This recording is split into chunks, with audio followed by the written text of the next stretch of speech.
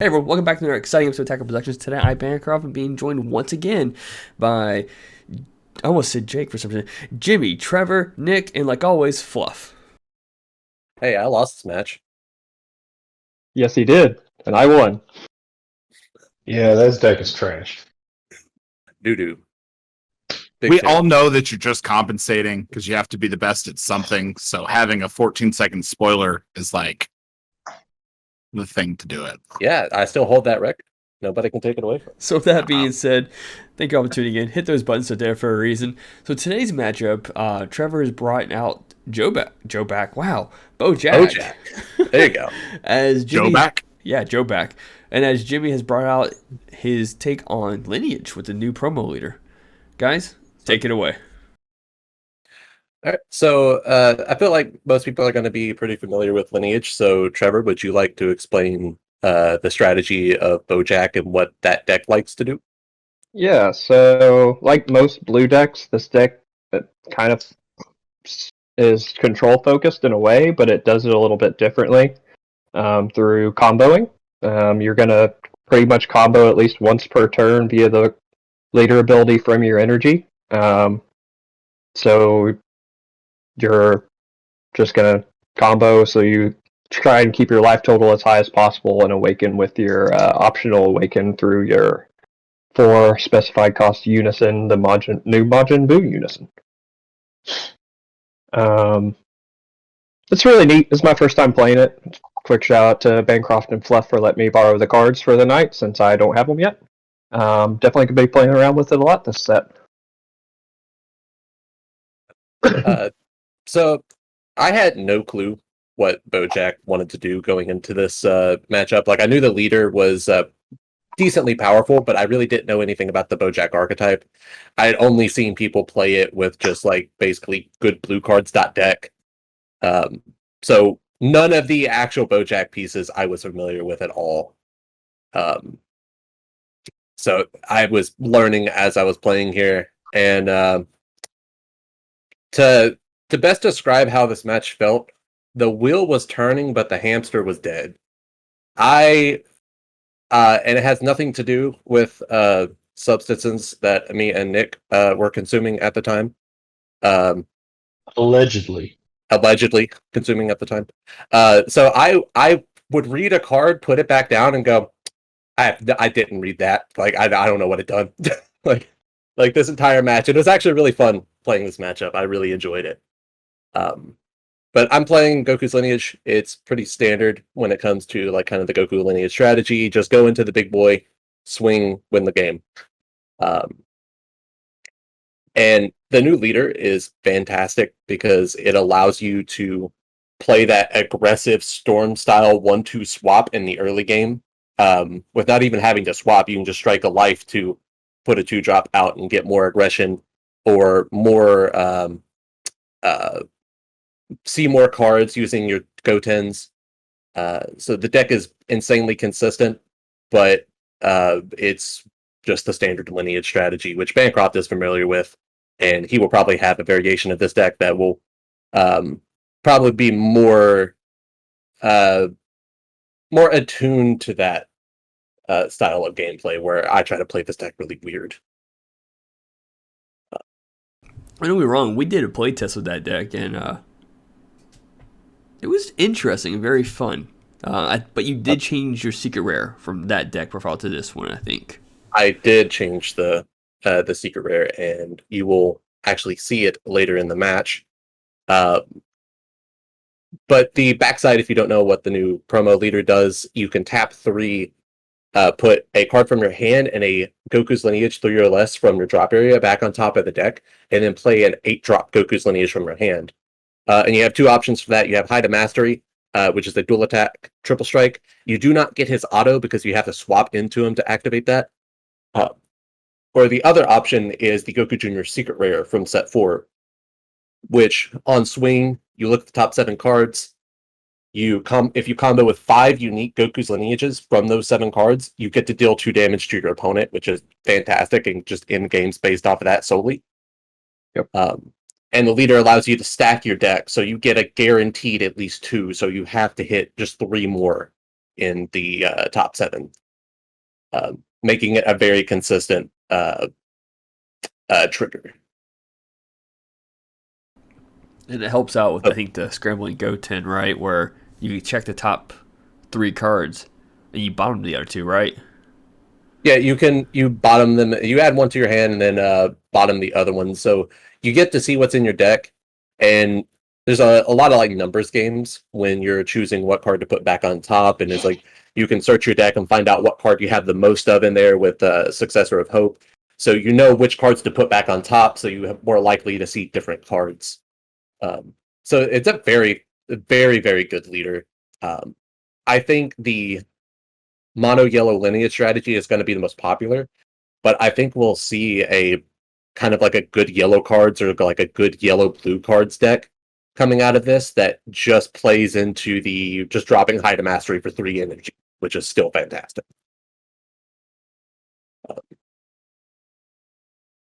So yeah, what just happened there was he swung into the Beto, but this Beto keeps the power increase until the start of my next main phase. So he thought he was taking it off board because it's hard for me to signal this as plus 11 presently. I'm probably going to literally make some sticky notes and like take them with me to the shop and be like, this has plus 11 right now. Maybe like, what I have on top of it. Maybe when I have a reading comprehension more than like a second grader, like I'll be able to keep that in my head the entire time, because I think I asked you like 4 times what that was, and you answered truthfully every time, and I still didn't put it through my head. Well, the thing is, it happened every single match that I played that night. They're like, swing into it. And I'm like, it's 15 right now. And they're like, damn it. So, like, I need something, because it just feels off. I mean, I guess it's technically on the opponent to recognize that, but at the same time, it feels like kind of rude, because everything else you keep a die on it to signify it plus in 5,000 increments, but it's hard to do that when it's plus 11. It's the second battle card to do that, right? Because Basil's one of them, where it retains till the end of your opponent's turn. Yeah, Basil's one. I think we're seeing a lot of cards out right now that retain power until the end of your opponent's next turn. Like the Black Gogeta package, like almost every card retains power. Oh yeah, they do. I forgot about that. Yeah, making them incredibly sticky. Because most of the time, like the little weenie Strike a Life or like little weenie double strikers and stuff like that are fragile because they go back to a 5K, and you can swing one of your, early days of the game, you just swing a Searcher into it. Now you just swing one of your Unisons into it and get rid of it. But them keeping the power is just fantastic. It makes it really difficult for them to be removed by battle. So taking a step back, I utilized the Unison to put out a 5-drop Goku's Lineage, and that allowed me to KO a battle card, which is rare in yellow. So it's a really nice option to have. And it gave me a draw, and it gave me a target for the Tournament of the Power Universe 7 Goku, the 8-drop green card to evolve on top of. And if that doesn't spoil what my secret rare is, this next turn was going to be a very pivotal turn for me, and would allow me to play out Victory Strike secret rare. But then he plays this card that I keep thinking is Vegeta, but it's actually Bojack. Yes. Bottom decks one of my cards. And, and I was like, well, that just ruined my entire strategy. Yep. And I just also spend my turn getting rid of your field. I'm like, nope. Reestablish that chain every single time. Start over. So Trevor, I asked him what the card done. He goes, it's dual attack, and it lets me bottom deck one of your cards. And I went, oh, bottom deck a card? Okay, which one you got on bottom deck? Put that. Swings into my Dependable Dynasty Goku, kills him, restands him, and I'm like, he's dual attack? And he goes, yeah, I said that already. I was like, you're fucking lying to me. And then lo and behold, it happens again next turn. It literally happens again next turn. Yeah, I think every time that card's on board, it happened every time. And every time you were just as surprised. Oh, man. I blame Nick. He's a bad influence on our card shop, and I think I'm gonna have to ask Nick to not come back. I've been banned a lot of times from the shop, so Yeah, I think this is what your fourth ban. yeah, something like that. Yeah, of course. So we've talked a lot about Lineage. Bojack, real quick. If correct, the leader does not draw, right? When he swings. Yep, nope, no draw on the leader. So you're relying on comboing off cards from your hand or from your energy to play them to either get draws or do special effects throughout the whole game. Right. There's a specific Zangia card. I don't know it off the top of my head because I've literally only played the deck like 3 times. That when you use it in a combo, you draw a card, so you're pretty much relegated to having 4 of those. I typically have that in my energy anytime that I use it, so I'll just combo it from my energy off the leader ability, and keep the rest of the combo cards in my hand. But while you don't draw, the deck has so much removal via various cards. Like, you're basically getting rid of your opponent's resources out since they're playing them out of their hand. You're taking them off the field within either right away in a battle or on the timer that you want to take them out. I think we've mentioned this before a lot on the channel with Blue specifically. One of their biggest problems was removal. So having just a whole archetype where you can do consistent removals is just fantastic. Now let's talk about this Unison. Okay. So I was playing into the Victory Strike strategy because I got it in my hand very early and I got all the pieces that I needed to go off on my turn 3. That's why I set up the 5-drop. I was about to just roll on with also right there, a dual attack again. I keep forgetting it. There it is. Yeah, like I was like, he's just swinging my Goten. Yeah, I won't negate that. Why would I ever negate that? Oh yeah, it's dual attack. But so I was playing into the Victory Strike strategy, and it's not the worst thing if my 5-drop gets popped because I just have to wait till I have 4 energy to be able to activate the backside to play a High to Mastery and then just drop Victory Strike on top of them. But then this Unison comes into play. And if you don't know what the Unison does, he's a blocker, double strike. He's 20k base, and his +0 is he draws 1, restands himself, and untaps an energy at the end of the turn, which is absurd. And I was not really worried about any of that part. The blocker was annoying, but the major issue is his -1. And Trevor, please tell us what the -1 does and why it's so good against boss monster decks. Yeah, so the auto on it basically says when your opponent attacks, you may choose one of their battle cards and place it at the bottom of their deck. Mm-hmm. So unless your boss monster has barrier, it's going as soon as they declare that attack. It is absurdly good. That will hit, I think, every secret rare but one, if I'm correct, as well. I believe so. And that's the Broly one, because the Broly one I think is the only barrier. It is absurdly powerful. And Goku's Lineage, at least my variation of the build, has an option to go wide instead of tall, utilizing the 4-drop Goku and the 5-drop Pan from Battle Evolution, which allows me to play out 2 5-drop Goku's Lineages, which is a very powerful skill and makes a pretty daunting board to go up against. But I had expended all of my resources in going tall, and I kind of locked myself into that very early on by charging my 4-drop Goku that would allow me to go into Pan literally turn 1 because I already started with 2 of my Victory Strike pieces in hand. So I was locked into this, and I had to play hardcore into trying to just play around the Unison. On a quick search, the only secret rare that has barrier on it is the SS4 Brawly. So this hits any secret rare, and I don't think there's many relevant battle cards that doesn't affect. There's not many. I mean, there are key cards that can get rid of unisons or remove markers from them. But this is a really strong universe.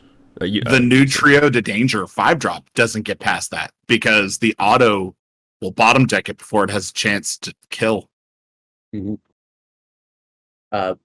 And right there, I was one with the Roshi just to bait any sort of response because I had nothing else to do. My entire hand was just big bodies that I couldn't play for 4 energy, and I didn't want to tap myself out playing one that turn because I knew it was either just going to get bottom decked or Victory Strike was going to get counterplayed by like a God Sealing technique, which getting God Sealing on Victory Strike isn't the worst thing in the world because it's so cheap to play. Yep. But I decided to just pass turn, try to bait any sort of response I possibly could, and hope that he, for whatever reason, decides to put a Zeno out and get rid of that, being the Zeno Unison, which he's smart enough not to do that, but I was inebriated at the time, so I was hoping that that he would be dumb. Then Nimbus every time you can, of course, because it's Yes, a sir. great negate. And it still threw me off when he restood it. And then I forgot this card had blocker because it's been so long since I played against it. See, we're both dumb. You forgot the head blocker, and I forgot that they had dual attack, but Yep. 3 times in a row. But I've definitely found that my favorite part about this Bojack is just his ability to basically play extremely valuable cards really cheap from his energy. I mean, playing a 3-drop that has crit and removal on it, like I'm doing here, is just great. And if I do it on the opponent's turn, then I restand an energy. It's an insane amount of value on that card. For 1 energy, basically, if you do it right. But it's just feels really well because even though you don't draw everything that you put on the board, and your energy is basically as if it's in your hand because of your leader's ability, so you don't actually like lose a card by putting it in your energy. That's a nice hand there, Jimmy. Yeah, 3 Hide Mastery and Victory Strike was my hand going into this turn. Heroic Prospect. He Heroic Prospects, and I'm like, well, I literally can't win the game now. So I think I'm swinging into, I was swinging into the Unison, and you decided to bottom deck it, which got rid of the -1, which I was hyped for. But I still knew that I couldn't do anything because I had to kill the Unison because of the blocker. So I just play Hide Master using the tap 3, activate main on the leader. Swung into the Unison at 3 markers, just hoping that I could kill it, so I didn't have to deal with blocker. And then I had to drop 2 cards for Heroic Prospect. And you're like, that's game. Yeah, it's game. Like, I'm gonna swing, I can kill the Unison, I restand. And he had Baby Hatch in hand either way. Yeah. So it was GG's at that point. He was just pass and deal 2 damage to me. That's all he had to do. Yeah, because you would have been out of the cards. Yeah, exactly. he was completely out. Yeah. I think if I could have played my earlier turns differently, now knowing what the deck strategy was, I could have went to the more wide, stormy type of Goku's Lineage. And spread out my attacks instead of going tall and just getting them immediately removed by the Buu. I think, in my experience, that is probably the better route to go. Exactly, and that's why I think that we will see this deck evolve into a more like good yellow cards deck where you run like Basils and Bergamos and monkeys and stuff like that, and with just running a couple Hide Masteries and Goku's Lineage targets to put in the drop area to be able to play Hide Mastery for 3 energy, which is still absurd. Like, that nobody should overlook that at all. A 35,000 deflect, triple strike, dual attack is never bad for 3 energy.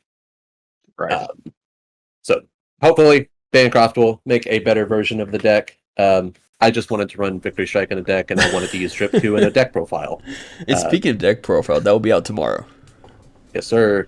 And I wanna thank Fluff again for hooking me up with the Drip. I appreciate it. I couldn't run it in the actual deck because it's like the thickness of 3 cards, and it would just float to the top of the deck. Oh, is it really? Yeah, like I played some test games with it, and it's like I opened it in my opening hand every single game, like it was the top or second to top card. I didn't pay attention to see if it was like actually a way thicker than that. That sucks. It's still worth it. I still appreciate it. And with that being said, thank you all for tuning in. Remember, there's buttons. Feel free to click them because they're there for a reason. And let's go around I was gonna say table, but there's no the imaginary table we're sitting at currently. Trevor, last words. Yeah, I'm gonna keep playing blue this set, so be on the lookout for my 2 blue versions of the deck. I'm sure somebody's gonna ask for a deck profile on this. If we want to do it, we can, but I'll probably have another version of this in the future. Yeah, I was gonna say I forgot to say it. We were really pressed on time this weekend at our shop, and we had to bounce, and I really wanted to get a profile. Yes, I had the deck in my house, but in the past, I've kind of like done a profile over someone's deck, and it's like, I really don't know what's going on here, but here's the cards they play. So we'll get it this upcoming weekend. We'll get a recording of that if you're going to be there, Trevor. I plan to, so. Awesome. Nick, last words.